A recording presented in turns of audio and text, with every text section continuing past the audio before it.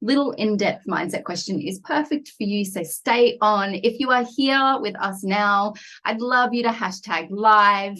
If you're watching the replay, hashtag replay. So we might think that our personal and professional development journey should be this like upward trajectory journey, week by week, month by month, year by year, that we go on this linear path. And then we get up to the top and we turn back and we look around and we think, oh yeah, okay, I've had this lots of growth and lots of transformation. But if it doesn't happen with our finances and we can go on this, what seems to be sometimes like a bit of a rocky road, but we eventually go up, then we're also going to have to appreciate that that also happens inside of our professional growth as well, and our personal growth as well. So first of all, let's just define what stagnant growth is. So then you can say, yep, that's me. I feel like that's me at the moment, or I've been there in the past. And so it's this period of time where we have little to no growth. It's this plateau that we experience where we stop asking quality questions, where we know, say, with the Demartini method, which is what we focus at Maximum Growth, having you to ask quality questions, you stop asking those questions. You focus, maybe if we have the being, doing, and having aspect, the being, doing, and having, we focus too much maybe on the being, and we just like be, but then there's no effort to shift or change. There's no doing and there's no doing aspect that kind of gets cut off. And so maybe some of the language you might say to yourself is like, I'm too old to change. That maybe doesn't apply to some of you because you're like, no, or but maybe it does. There's like, but I've done things this way for so long. It's the effort it takes to go and change is so great, or the effort to go and learn something new is too much. I'm just going to keep in that comfort zone. And so what we can also notice is that we lose that sense of curiosity. You know what you love about like a child, where they're just curious to learn and learn more and ask questions, but why? And so that childlike curiosity can have a tendency to dissipate as we become more stagnant with our growth. And so we become too much in a way of creature of habit. One of the things that we keep on doing is we keep on doing the same thing and then expecting a different result, or hoping for a different result, but not doing anything different. I know for me personally, when I, up until I went to LA Breakthrough Experience just recently, part of that was there was an aspect of that I felt like I was plateauing. Like I felt like I wasn't growing as much as I wanted to grow. And I felt like bored is not the word. Maybe you might have another word for me, but it was definitely, maybe you can relate, but it just felt like, hey, Mohammed, Simo, hey, Brendan. So, but just feeling like I've got so much more inside of me to give. And I want that to, like, definitely want 2024 to be a rocking year. And I feel like I'm not quite stepping up to the plate in the way I wanted to. Hey, Andrew. And so the result of that is that there's this, like, I felt like a stagnant growth, or just, I wouldn't even say growth, it was just stagnant. And so part of that stagnant growth for some people is this like fear of attempting. It's like, it's so much easier to stay in that comfortable zone than it is to the fear of going in. Well, what happens if I fail? What happens if people criticize me? What happens if I put all this effort in and then it just doesn't work? And, you know, what a waste. And so what we want to understand is that there are some outcomes that happen because we have stagnant growth. And one of the things is there's actually, we'll go through 3 of the top dynamics that change within your body and your life as a result of stagnant growth. And you might find this interesting. And that is a reduced cognitive function. So I don't know if you know this, but they have a 75-year study that found that less development correlates with a weaker, or less like development in someone's life correlates with a weaker cognitive function later in life, which means that you've got more potential for depression, more vulnerability of like a cognitive decline. So as we challenge ourselves, because with that challenge requires us to think differently, requires us to stretch our brain, requires us to, you know, myelinate our brain in different ways. And so we're thinking and we're growing as opposed to decaying inside of our cognitive function. So that's one of the upsides then of continually growing. Another challenge that happens when we stagnate with our growth is that we can never have poor poorer quality. So essentially it can be this poorer quality of life because we've stagnated, which means we've maybe stagnated and we're not moving as much as we want to. We're not career developing ourselves. We're not wanting to develop in our intimate relationships, maybe with our spouses. And so that results in more isolation, less fulfillment, which changes your physiology, less movement, which your body gets stiff and sore and you're standing up just as an effort. And so, of course, that's going to lead into poorer quality of life and poorer health. And let's just face it, like the overall, if we stay in that stagnant growth, it's just a poor, like a decreased satisfaction in life, because what happens is if we don't have that spark and fulfillment and we're not challenging ourselves, but we're doing what's easy, we do what's easy over and over again. There's not that there's the sense of boredom, which maybe we end up doing more immediate gratification, do things that are just right now, what's going to be pleasing for me, rather than pushing ourselves and stretching ourselves. So there are some kind of dynamics around stagnant growth. And so why would we want to have growth in our life? Why would we want to have a different mindset around growing? And essentially is if we can focus on this like ever dynamic and ever evolving life, because that's what it is. Life is constantly moving and there's growth, there's motion and growth in life. So we also want to have that as well. We're not like the whole nature is not growing around us and moving around us. And we're like, I'm going to stay the same. I'm just going to stay here and hopefully nothing, and everything else can change around. And we want to grow with it. We want to move with life. And so if what we want to do is kind of shift our mindset to have more of that growth mindset. Now, if we do a little bit of like a psychology theory. So there's a man and his name is Erik Erikson. And so he actually has 8 stages of development that an individual would go through.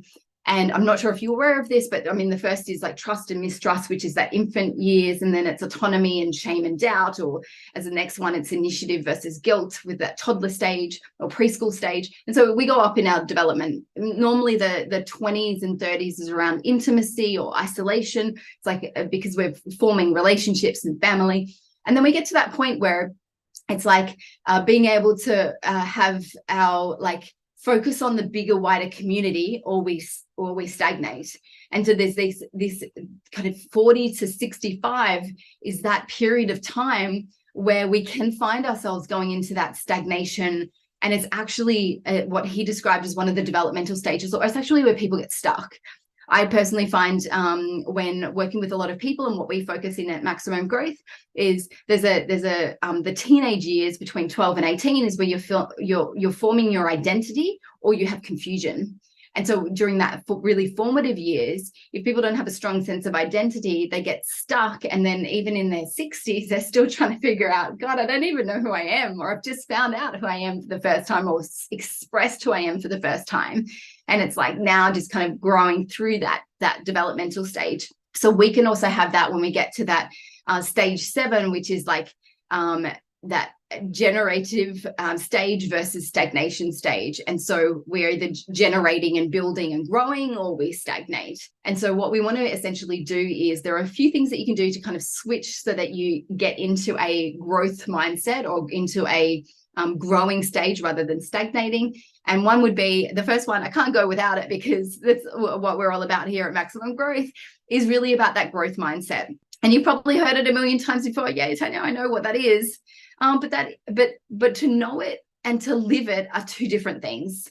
To know it and then implement it in times where you stagnate is a very different kettle of fish, because we want to employ it into our daily habit, into our life, into our mindset, which is why we do classes with you each and every week of that, laying that foundation. Because sometimes when we go through challenge, or we go through some difficulties in our life, we can revert back to our old way of thinking, and we forget to have a growth mindset. We just go back to our like an operating system that's here, and we're like, oh, hang on, I've got my training. And so it's kind of like the moment where someone's not breathing, and you go into freeze response because you're like, I don't know what to do, and you've forgotten all your training that you've done to do resus.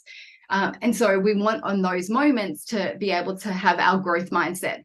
And so that growth mindset has embracing change. Change is happening around us all the time. And so we want to have a willing and an adaptability to change with what's going on. An example at the moment is like AI is really big. Hey, Justin, AI is really big in say, growing in business. And I saw this really funny skit the other day on Instagram, which I sent to so many people because it just made me laugh with tears rolling down. And it was this idea that, in our generation, when we become old and we're in our, 80s and 90s, we'll be, our grandkids will coming home with a robot. And we're like, you can't marry a robot.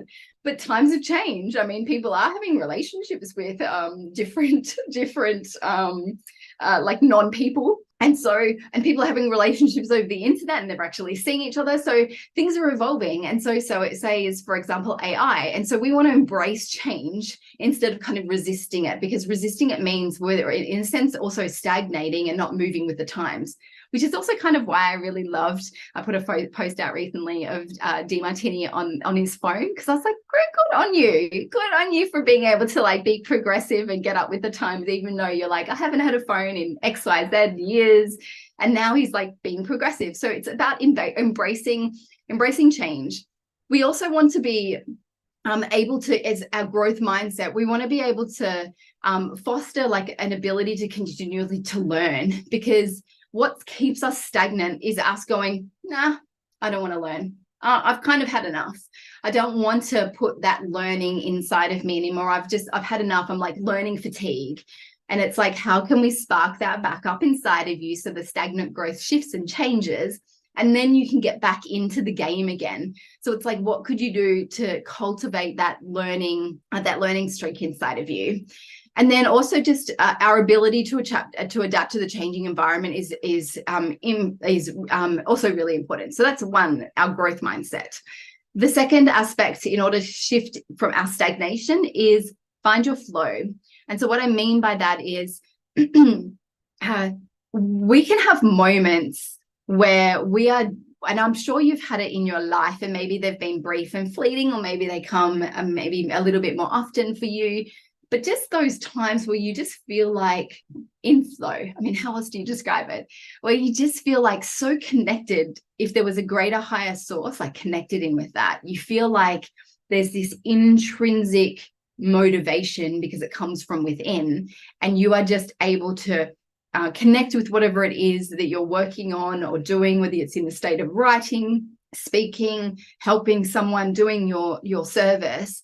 But that, it's like, how do we shift you, if you're having stagnation, into that finding flow again? Like sometimes it's like doing a life review, and what are the moments that have helped you to find flow, and how do we cultivate more of those moments? Because it's going to be like one, say, behavioral change that you can do that can then get you out of that stagnation, because you're just putting yourself in. If you know, for example, speaking in front of people is going to get you into a flow, and you haven't been because of, for whatever reason, you've been hiding away from the world. Okay, great. Get yourself out in front of people and start speaking, and then allow that to flow, and then allow yourself to kind of like connect back in again. And then let that, as a result, the stagnation starts to dissipate because you're doing more of the things that you love. So remember, we can do a mindset change, which is the changing the mindset and having a growth mindset. And we can also behavioral change. So we call it bottom up change, and then we have top down change. So we want to do a bit of both. And so part of why we also want to find flow is because in those moments where we're going to do the difficult and easy part, well, we don't even notice the difficult, actually, because in flow, you're not thinking, oh, this is really hard. You're just in flow. And so you're kind of more willing to kind of work and do what you love when you're in that space. And the result of that is it's kind of almost like tapping your mind and changing your mindset, and it changes your physiology. And because your physiology changes, then going and sitting down and, I don't know, Netflixing for the day just doesn't even feel like something you would want to do, because you're like, oh, it's like almost the switch comes back on and you feel alive again. So that can definitely be helpful in terms of helping you to kind of shift out of the stagnant growth. So a couple more things before we wrap up. One is what's really important when we have our growth is we want to plan our growth and we want to recognize our progress. There are two aspects when we're growing that are really important. One is if we're in the corporate world, we would want to have a developmental plan and growing out or professional growth plan so that we know where we're going and what are the skills we're going to learn, and we're going to have a plan for that. We also want to maybe also consider doing that. We have a training plan. We go to the gym and we have our training plan. I'm going to follow these exercises and I know it's going to give me X, Y, Z. We have a financial plan, but why don't we have a plan for our growth inside of our Maximum Growth Academy? We have a section which is quite new inside of our section, which is around creating that growth plan so that you have what we have like dissolve and level up in terms of side A and side B of the application of the Demartini method. So we set a growth plan in the different areas of life. So that you know what you're working on, so you know where you're going, what are the things that you want to clear from an emotional point of view that will make a difference to your life. But we want to set those growth plans in place as opposed to be reactionary with our growth. We're more proaction. And then we also want to recognize our progress. Because let's face it, if we live in the world of universal principles, we can sometimes have this perception that, well, I better not celebrate that I just achieved something. Better not celebrate, because if I celebrate and I get high and excited and elated, then something bad's going to happen and I'm going to be humbled. And then I'm going to have to reap the consequences of that. And it's like, it's okay to just celebrate. I just want to say that, like, it's okay to celebrate. It's okay to take a moment and just say, wow, like, look how far you've come. Look what you've done. Look what you've achieved. Okay, great. And then let's build on that. And what's the next thing you're going to focus on and create that void again? Because it's when we get stuck in that achievement, it's like, I've done, I've achieved, I'm at the top. And then we don't see the next peak. Then that's when we're on the downfall. But it's like, if we're at the top and then at that moment we celebrate and appreciate, and then we create a new void ahead and we think, okay, what's the next level up? What's the next thing that I'm going to go and achieve? What's the next focus? And what's my next development plan that I'm going to work towards now? We've just created more growth ahead of us. The reason why we stagnate is because we've hit a plateau because we've forgotten to plan again. So one thing, I want you to be okay with saying, great, congratulations. This is a great achievement. If you want to celebrate inside of Students of Wisdom, inside of Maximum Growth, our inner circle that we have for our Maximum Growth members, and you want to celebrate something, and we will all cheer along with you. And then it's like, okay, then what next? So that is one thing to appreciate when it comes to your growth. So as a wrap, stagnant growth, you're going to listen to your internal thinking. You're going to feel it because you just know it. It's a flat stage you're going through. We want to also consider then, how do we adapt that growth mindset, which is why we do Maximum Growth each and every week. So coming to class, and then also that finding flow, like what is it? Maybe reflecting on some of those things that help find flow, so we can kind of shift your physiology. It will also shift your perception as well. And then we also want to do those growth plans as well as recognize our progress along the way. And yes, it is very okay to do that. So hopefully you found this helpful, insightful. I'd love to hear your comments below. We do actually have a workbook for this. So if it is something that you'd love the workbook, you just need to also hashtag workbook, and we will get it into your hot little hands for you. If you're watching the replay, you'll find the workbook downloadable inside of this class. So this class will be up for the next 7 days. So you will have to get in, make sure you do listen to it, because it will disappear into the ether and it will be uploaded inside of Maximum Growth Academy. So if you are part of our membership, then you will get access to it the lifetime of your membership. Hopefully you've been helpful. Hopefully some gold nuggets of wisdom for you in this session for today. Thank you for taking the time. I deeply appreciate you. All right, so we're also now on to our Ask Me Anything class for today. We have one question, unless there's another question out there and you have something bubbling up inside that you'd love to have a question asked or answered. The first question that we have, let me just drop and drag this over so I can read it on this screen. And the question is, Tanya, I started the working on the wealth module in the Maximum Growth Academy, which I love. The mention says, I turn my learning into earning, and that you create a strategy for courses that you attend. I was wondering if you could provide some insights into what that looked like from a strategy creation process. and the thoughts behind this. Okay, so I've been a really big believer in figuring out ways to get a return on your investment when you're going to go and do a course.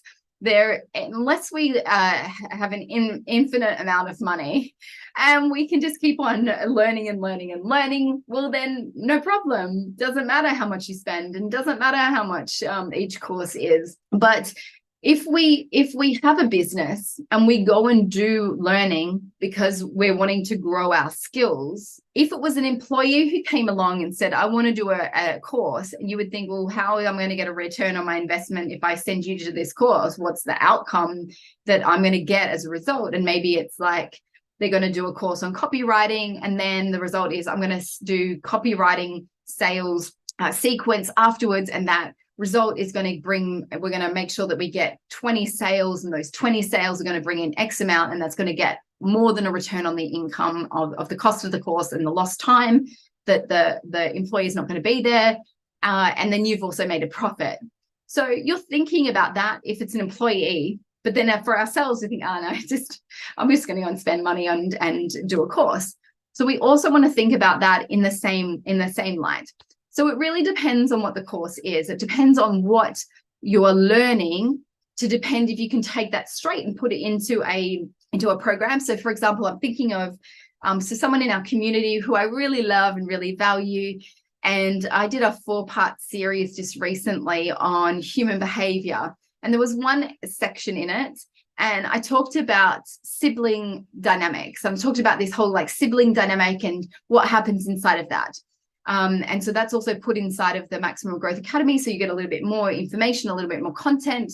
And then that information that they've done is also then they've been able to go and put that and adapt that into a course and add that into a course, and then now go and sell that course and make a really big, more in-depth course on that one topic from the little snippet that they got from me, which I think is super amazing. Like, wow, like being able to grow and expand and take what that was and share it with the world and make money from it. Well, I'm gonna like totally fist pump that.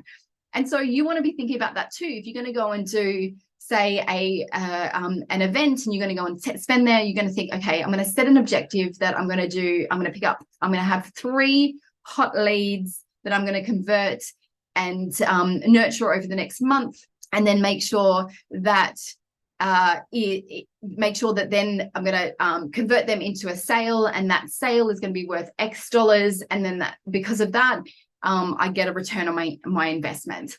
And so you're not maybe getting a return straight away, but it's a longer term investment. So these are ways. I mean, it depends. You can go and network when you're there and make money. You can take the content that you learn and make money.